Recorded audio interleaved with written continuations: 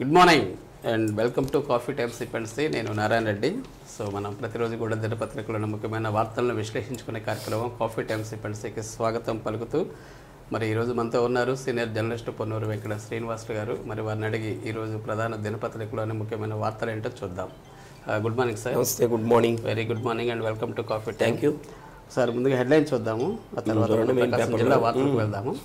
ముందుగా సాక్షిలో చూస్తే సాధికార బలగం బీసీ డిక్లరేషన్ కంటే మిన్నగా మేలు చేస్తున్న సీఎం జగన్.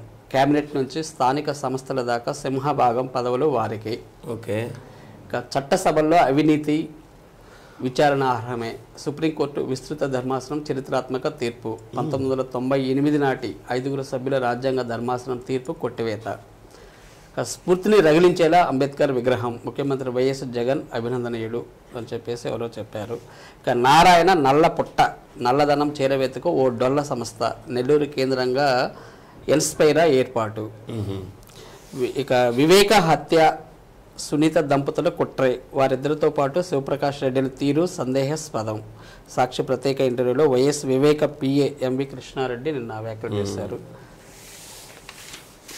ఆంధ్రజ్యోతిలో చూస్తే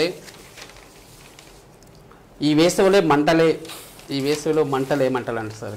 మార్చి ఏప్రిల్ మే నెలలో బానులు భగభగ వేడి గాలులతో వడదెబ్బ బారిన పడే ప్రమాదం. రాష్ట్ర విపత్తుల నిర్వహణ సంస్థ హెచ్చరికలు సూచనలు. ఇక చట్టాలకు మీరేమీ అతిథులు కాదు. లంచము అవినీతి కేసుల్లో ప్రజాప్రతినిధులు శిక్షార్హులై. తప్పకుండా వేయాలి సార్. ముందు ముఖ్యంగా వాళ్ళే, సామాన్య ప్రజల కంటే వాళ్ళకి వేయాలి.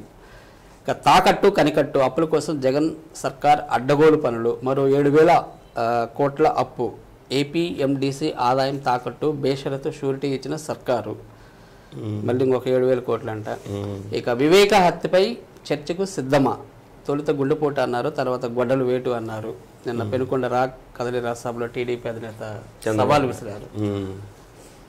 ఇక బీసీలకు జగన్ దగ. కోతలు వాతలతో వంచనలో అడుగడుగున అవమానాలు. ఓకే. ఇక రేపు ఢిల్లీకి పవన్. బీజేపీ పెద్దలతో పొత్తు మంతనాలు. మంగళగిరి చేరుకున్న జనసేనాని. రెండో జాబితాపై కసరత్తు. 2-3 రోజుల్లో మరో 10 పేర్లు ప్రకటన. ఇక 4 వారాలు టైం ఇవ్వండి. టెట్ టీఆర్టీ షెడ్యూల్పై సర్కారుకు హైకోర్టు షాక్. 2018లో 60 రోజులు గడువు. ఇప్పుడెందుకు కుదించారు?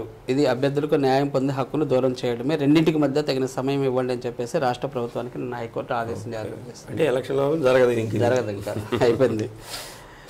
ఇక టీడీపీ నేత నారాయణ అల్లుడిపై కేసు నమోదు. పన్నులు ఎగ్గొట్టారని డిటిసి ఫిర్యాదు. ఓకే. ఇవి ఆంధ్రజ్యోతిలో వచ్చిన వార్తలు. చివరిగా ఈనాడులో చూస్తే గొడ్డల పొట్టును గుండెపోటుగా మార్చింది ఎవరు అని చెప్పేసి నిన్న చంద్రబాబు వ్యాఖ్యలు. ఇక తిరుపతిలో జగన్ జంత్రులదే రాజ్యం. ఆ 3 ప్రజాప్రతినిధులు చెప్పిందే వేదం. ఇక డిఎస్సి షెడ్యూల్ మార్చండి. ఇంక సేమ్ అవే వార్తలు సార్. ఇవి స్టేట్లో వచ్చిన ప్రధాన వార్తలు. ఇక మన జిల్లా వార్తలకు వస్తాయి. ఆంధ్రజ్యోతి పేదింటి ఆనందమే లక్ష్యం. ఏంటి సార్ అది? అదే పట్టాల పంపిణీ కార్యక్రమానికి శ్రీకారం చుట్టారు కదా మొన్న సీఎం జగన్మోహన్ రెడ్డి గారు లాంఛనంగా వచ్చి వారు ఆ పట్టాల పంపిణీ కార్యక్రమాన్ని ప్రారంభించడం జరిగింది. మొత్తం మీద 25,000 పట్టాలు ఇవ్వాలని లక్ష్యంగా పెట్టుకున్నారు. ఇప్పుడు 21,000 మందికి పట్టాల పంపిణీ కార్యక్రమం అయితే అందరికి రిజిస్ట్రేషన్ కూడా చేశారు. దాన్ని నిన్న బాలినేని శ్రీనివాసరెడ్డి గారు డివిజన్ వారీగా ప్రారంభించారు. ముందుగా ఏంటంటే ఈశాన్యం అనేది శుభ సూచకం కాబట్టి 9వ డివిజన్ నుంచి 9వ డివిజన్ నుంచి ప్రారంభించారు. నిన్న ఒక్కరోజే చాలా మందికి 1793 మందికి ఈ రిజిస్ట్రేషన్ చేసినటువంటి పట్టాల పంపిణీ కార్యక్రమం. ప్లస్ ఎవరైతే ఈ పట్టాన్ని తీసుకుంటున్నారో వాళ్ళ యొక్క దంపతులకి బట్టలు కూడా పెట్టి ఇవ్వడం జరిగింది. ఇక 4,000 మంది కూడా త్వరలోనే భూములు కొనుగోలు చేసి అంటే నెక్స్ట్ ఈ ఎలక్షన్ అయిపోయిన తర్వాత వాళ్ళకు కూడా ఇస్తామని చెప్పి బాలినేని శ్రీనివాసరెడ్డి గారు హామీ అయితే ఇచ్చారు. అయితే దీంట్లో వాళ్ళ దంపతులు అందరూ కూడా పాల్గొన్నారు. రానున్న ఎన్నికలు నాకు చివరివి, నన్ను ఆశీర్వదించండి అని భావోద్వేగంతో మాట్లాడినటువంటి మాటలు కూడా దూరంగా ఉంటాడని వాళ్ళ అబ్బాయి రావచ్చు. మరి అదైతే ఇంకా ఏం ప్రకటించలేదు. కానీ ప్రస్తుతానికి అలానే ప్రణీత్ రెడ్డి గారిని కూడా రాజకీయ రంగ ప్రవేశం చేయాలని ఉంది. అలానే మాగుంట శ్రీనివాసరెడ్డి గారు కూడా ఇప్పటికే వాళ్ళ అబ్బాయి రాఘవరెడ్డి గారిని కూడా ప్రకటించారు. అంటే వైసీపీకి రాజీనామా చేశారు కదా వాళ్ళు. రాబోయే రోజుల్లో ఏ పార్టీ నుంచి పోటీ చేస్తారనేది చూడాలి. Okay sir. ఇక సీఎం పర్యటనకు పటిష్ట భద్రత ఏర్పాట్లు. ఇప్పుడు పోల సుబ్బయ్య వెలుగొండ ప్రాజెక్టుని పూర్తి చేస్తానని చెప్పి జగన్మోహన్ రెడ్డి గారు ఆ రోజు హామీ ఇవ్వడం జరిగింది. అది పూర్తి చేసి నీళ్లు ఇచ్చిన తర్వాతే మళ్ళీ పోటీ చేస్తానని కూడా చెప్పారు. దీన్ని దృష్టిలో పెట్టుకొని ఇప్పుడు 2వ సొరంగం పనులు పూర్తయినాయి. మొత్తం మీద ఆ సొరంగం పనులని ప్రారంభించడానికి అక్కడ ఒక పైలాను ప్రారంభించడానికి సీఎం గారు రేపు 6వ తేదీ వారు వస్తున్నట్లు తెలుస్తుంది. దానికి సంబంధించినటువంటి ఏర్పాట్లని ఇప్పటికే గత వారం రోజుల నుంచి అధికారులు కూడా అప్రమత్తమై చూస్తున్నారు. మొత్తం మీద ఫైనల్గా ఒక పిక్చర్ వచ్చేసినట్లుంది. అంటే రేపే కదా వారు వచ్చేది. అంటే హెలిప్యాడ్ నిర్మాణం జరగటం, ఈ పైలాన్ నిర్మాణం జరగటం, ప్రోటోకాల్కు సంబంధించినటువంటి విషయాలు ఇవన్నీ కూడా నిన్న చర్చించినట్టు తెలుస్తుంది. నిన్న ఎస్పీ పరమేశ్వర్ రెడ్డి గారు, మార్కాపురం సబ్ కలెక్టర్ రాహుల్ మీనా గారు వీళ్ళందరూ కూడా అక్కడ ఉన్నటువంటి ప్రాంతాలని పరిశీలించారు. ఈ పోల సుబ్బయ్య వెలుగొండ ప్రాజెక్టుని రేపు సీఎం గారు జాతికి అంకితం చేసేటటువంటి కార్యక్రమాన్ని రేపు జరగబోతుంది. కాబట్టి రేపు సీఎం గారి కార్యక్రమం విజయవంతం చేసేందుకు జిల్లాలో ఉన్నటువంటి రాజకీయ నాయకులు, అధికారులు కూడా అప్రమత్తమై పనులు చేస్తున్నారు. Okay sir. దివ్యాంగులకు ఉపకరణాలు అందజేత ఎక్కడ దివ్యాంగులు కలెక్టర్ గారి ఆధ్వర్యంలో దీనికి సంబంధించినటువంటి శాఖ ఉంది కదా, జిల్లా విభిన్న ప్రతిభావంతులు వయోవృద్ధుల సహాయ సంస్థ ఆధ్వర్యంలో దివ్యాంగులకి కొన్ని ఉపకరణాలు ఇచ్చారు. వీటి విలువ కూడా 4,20,000 రూపాయలు విలువ కలిగినటువంటి ఇచ్చారు. 12 మంది దివ్యాంగులకి ల్యాప్టాప్లు అందజేశారు. ఇది మంచి వాళ్ళకి ఉపయోగకరమైనటువంటి కార్యక్రమే. ఒక 18 మందికేమో 90,000 రూపాయలు చేసేటటువంటి శ్రవణ యంత్రాలు, వినేటటువంటి అంటే వాళ్ళు ఏదైనా బిజినెస్ కావచ్చు, ప్లస్ చదువుకునే వాళ్ళు ఏదైనా ఉన్నా వాళ్ళకి ఉపయోగపడతాయి. అంటే బ్లైండ్ అనే కాదుగా దివ్యాంగులు అంటే అన్ని రకాల వాళ్ళు ఉంటారు కాబట్టి వాళ్ళకి సంబంధించి అవి, ఈ వినికిడి ఇది లేనటువంటి వాళ్ళకి వినికిడి యంత్రాలు ఇవన్నీ కూడా అందజేశారు. మొత్తం మీద వాళ్ళు చక్కగా అభివృద్ధి సాధించాలని చెప్పి జిల్లా కలెక్టర్ గారు వాళ్ళందరినీ కూడా కోరటం జరిగింది. Okay sir. ఇక ప్రజల చెంతకు ఈవీఎంలు నేను పరిశీలించినట్టున్నారు. ఈవీఎంలు పరిశీలన చేశారు. ఇది ఒక మంచి కార్యక్రమమే. అంటే ఈవీఎంలు అక్కడికి వెళ్ళి మనం ఈవీఎంని ఎట్లా ఉపయోగించాలని చెప్పి కన్ఫ్యూజన్, చదువుకున్నటువంటి మనకే కన్ఫ్యూజన్గా ఉంటుంది ఏం చేయాలి ఏంటి అనేది. కాబట్టి అంతే అక్కడ అంత సమయం కూడా ఉండదు. అందువల్ల ఇప్పుడు ఈవీఎంలన్నింటినీ వాళ్ళ వార్డులకి అట్లా ఒక్కొక్కటి పంపిస్తున్నారు. పంపించేది అక్కడ డెమాన్స్ట్రేషన్ అవగాహన కల్పిస్తారు. ఒక చోట ఒకటి పెట్టేదను మాక్ ఎలక్షన్ అంటారు చూసారు, అట్లా వాళ్ళకి అమ్మ ఏది ఇది నొక్కాలి, మీరు ఏ పార్టీ అనుకుంటారు అంటే పార్టీ సింబల్స్ ఉండవు అక్కడ. పార్టీ సింబల్స్ లేకుండా వేరే డమ్మీ సింబల్స్ ఉంటాయి. దాని మీద మీకు ఏది కావాలంటే దాని మీద నొక్కండి.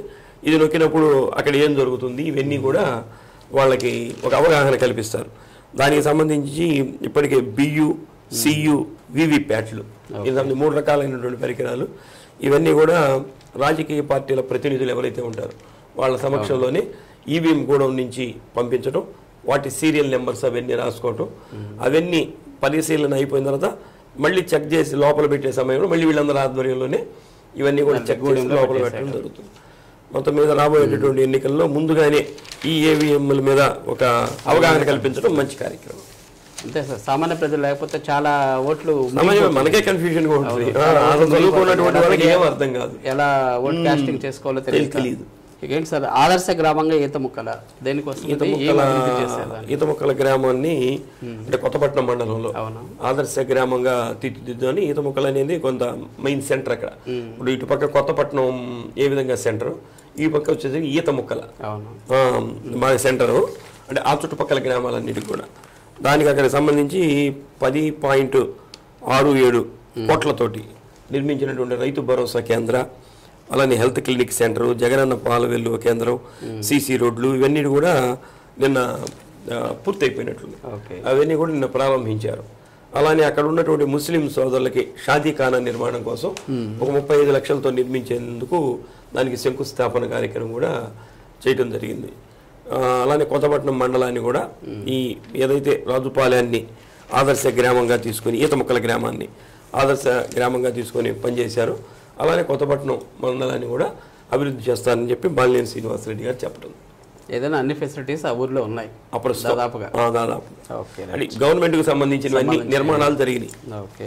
ఇక విద్యార్థులు పారిశ్రామికవేత్తలుగా ఎదగాలి, విద్యార్థులకి నిన్న ఈ సైన్స్ ఎగ్జిబిషన్ అది పెట్టారు కదా, సైన్స్ ఎగ్జిబిషన్ పెట్టిన తర్వాత వాళ్ళలో ఉన్నటువంటి స్కిల్స్ బయటికి వస్తాయి. అంటే వాళ్ళు ఏదో ఒక ఎక్విప్మెంట్ తయారు చేయటం చేసిన తర్వాత అంటే వీళ్ళు ఇంజనీరింగ్ కెపాసిటీస్ ఉంటాయి, ఏదైనా ప్రాక్టికల్ కాబట్టి మీరు ఇవి తయారు చేసేటువంటి స్థితిగా ఉన్నారు కాబట్టి మీరే పారిశ్రామికవేత్తలుగా ఎదిగితే మీరు రాబోయేటటువంటి రోజుల్లో కొంతమందికి ఇంకా నిరుద్యోగులకి ఉద్యోగ అవకాశాలు ఇచ్చేదానికి అవకాశం ఉంటుందని చెప్పి నిన్న కొంతమంది విద్యార్థులు ఈ సైన్స్ ఎగ్జిబిషన్లో మంచి ప్రతిభని కనబర్చారు. వాళ్ళకి DCEB కార్యదర్శి వెంకటరావు గారు బహుమతులు ఇచ్చి పారిశ్రామికవేత్తలుగా ఎదగాలని చెప్పి వారు కోరుకోవటం కూడా జరిగింది. దీంట్లో మార్కాపురం ఉన్నత పాఠశాల విద్యార్థులు ప్రదర్శించిన eco friendly mosquito killer machine. Mosquito killer machine ఎకోకు సంబంధించి అంటే పర్యావరణానికి హాని కలగకుండా ఉండే విధంగా ఏదో తయారు చేసినట్టున్నారు. అది బాగుందట, దాన్ని ప్రథమంగా ఎంపిక చేశారు. అలాగే ఇంకొకటి గురవాజీపేట జడ్పీ స్కూల్ విద్యార్థులు ప్రదర్శించిన eco friendly reforestable pens and bags. ఇవి కూడా పెన్స్ బ్యాగులు, ఇప్పుడు మన పెన్ను కూడా వాడి ఇప్పుడు అంతా యూజ్ అండ్ త్రో వచ్చింది. రీఫిల్ ఉందనుకోండి, ఇవన్నీ రీఫిల్ వచ్చేది, ఇప్పుడు రీఫిల్ తయారు చేయట్లా. ఇదే 10 రూపాయలు, అసలు 10 రూపాయలు అంటే వాల్యూ లేకుండా పోయింది. ఇప్పుడు దీంట్లో ఉన్నటువంటి ఇది ఖరీదు 7-8 రూపాయలు అవుతుంది ఇది పని చేయడానికి. దీంట్లో రీఫిల్ వేసుకుంటే దీన్ని చాలా రోజులు వాడుకోవచ్చు, కానీ దీనికి ఇప్పుడు రీఫిల్స్ కూడా రావట్లేదు. అట్లానే మనం ఈ ప్లాస్టిక్ కి సంబంధించిన నేను యూజ్ అండ్ త్రో చేస్తున్నాం, దీనివల్ల కూడా ఈ ప్రకృతికి విఘాతం కలుగుతుంది. అందుకని ఇప్పుడు మీరు చదివారు రాబోయేటటువంటి ఎండాకాలంలో ఈ వేడి విపరీతంగా వస్తుంది. ఇదే కారణం ఇవన్నీ. ఇప్పుడేంటి ప్రతి వాళ్ళు కూడా ఏసీ మిషన్ పెట్టుకోవటం ఇంట్లో పోతే చల్లగా ఉంటుంది, కానీ ఆ ఏసీ మిషన్లో వచ్చేటటువంటి వేడి ఈ సమాజంలోకి వస్తుంది. అలానే కూలర్స్ అని ఇవన్నీ కూడా వల్ల ఏమవుతుంది, లోపలికి పోతే చల్లగా ఉంటుంది, కానీ మనమే కృత్రిమంగా కొంత వేడిని సృష్టించి బయటికి పంపించేసరికి మామూలు వేడితో పాటు ఈ కృత్రిమైనటువంటి వేడి కూడా పెరగటంతో ఈ పరిస్థితి ఏర్పడుతుంది. ఇలా ఎక్కువకు సంబంధించి ఈ పెన్స్ ప్లాస్టిక్ ఇవి కూడా మళ్ళీ రీసైకిల్ చేసే విధంగా అలాంటి ఇది కూడా తయారు చేశారు పిల్లలు. కాబట్టి ఇది కూడా ఉపయోగకరమైనటువంటి ప్రాజెక్ట్. రాష్ట్రం అప్పు రోజుకు 300 కోట్లు అండి సార్. ప్రతి ఫ్యామిలీకి 8 లక్షల కోట్లు, 8 లక్షల అప్పు ఉందంట.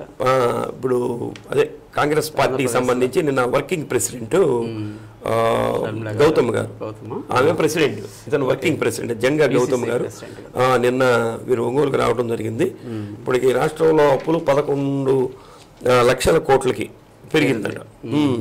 కాబట్టి రోజుకు 300 కోట్ల రూపాయలు అప్పు అవుతుందంట. అంటే ఇది తలసరి ఆదాయం ప్రజల మీద పడితే ఎంత వస్తుందో కూడా తెలియనటువంటి పరిస్థితి. మొత్తం మీద రేపు ఏదో గుంటూరులో ఒక ప్రత్యేక దీనికోసం ఒక కార్యక్రమాన్ని కూడా ఏర్పాటు చేశారట 7వ తేదీ.